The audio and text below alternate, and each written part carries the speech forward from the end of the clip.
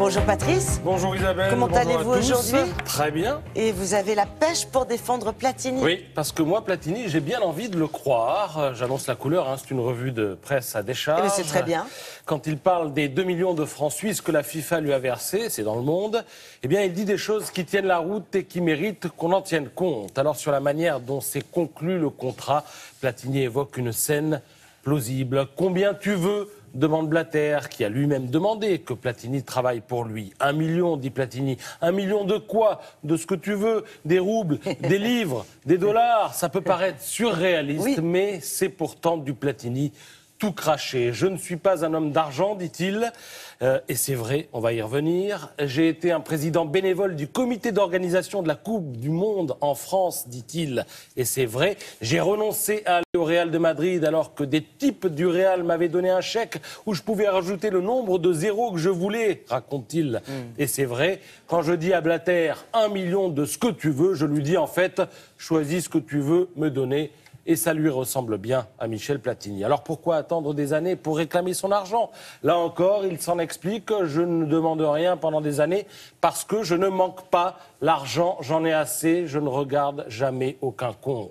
Alors cette décontraction, pour ne pas dire cette désinvolture par rapport aux questions d'argent peut surprendre. Elle est pourtant toute platinienne. Moult anecdotes de sa vie de footballeur en témoignent. Savez-vous que quand il était joueur de l'équipe de France, Platini était capitaine et à ce titre devait négocier les primes de match, ce qui, de notoriété publique à l'époque, pour tous ceux qui ont de la mémoire, avait le don de le barber profondément. Savez-vous que lorsqu'il est devenu sélectionneur de l'équipe de France de foot, il n'a pas signé de contrat tout de suite comme c'est l'usage. Il a simplement tapé dans la main du président de la Fédération française en disant « Bingo, j'y vais et le reste, on verra plus tard ». Savez-vous que pendant 15 ans, Michel Platini a joué tous les dimanches des matchs de bienfaisance sans toucher un seul centime d'indemnité. Il remplissait les stades sur son nom et tout l'argent allait à la fondation Action Michel Platini qui finance la réinsertion des toxicomanes. Donc Platini, homme d'argent, pour qui le suit depuis toujours, ça relève de la fable.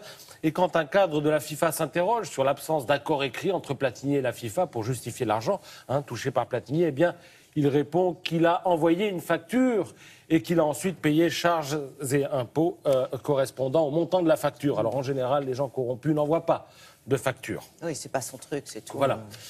J'ajouterais quoi? Eh bien, qu'en général, donc les gens corrompus n'envoient pas de facture, mais que cette facture correspond aussi à un travail. Et là encore, Platini est assez précis dans sa réponse. Il a travaillé sur la réforme du calendrier mondial des compétitions, le fameux Goal Project, c'est-à-dire un dispositif d'aide aux fédérations les plus pauvres. Et il a aussi accompagné Blatter dans nombre de voyages. Tout cela, beaucoup de gens peuvent en témoigner, dit-il, dans Le Monde. Reste à savoir si ces témoignages intéressent la justice, que ce soit celle de la FIFA ou celle des hommes. Alors tout cela, je le disais donc, est à lire dans Le Monde, avec un supplément ce matin dans l'Équipe où Raphaël Baquet, l'auteur de l'interview, débriefe l'interview. Je suis habitué aux hommes de pouvoir et à leurs éléments de langage. Platini, lui, parlait naturellement, dit-elle. Elle rajoute, la personne qui s'occupe de sa communication était présente lors de l'entretien. Pas de briefing, ni avant, ni pendant, ni après l'interview, rien du tout. Et enfin, elle conclut, Michel Platini avait l'air sincère. S'il avait menti, il aurait inventé une histoire bien meilleure que ça. Et sans doute, voilà. Sans doute. On est un monument quand on s'appelle Platini. Voilà, et peut-être un peu détaché de la mise. Oui, absolument. Voilà. Écoutez, vous avez raison.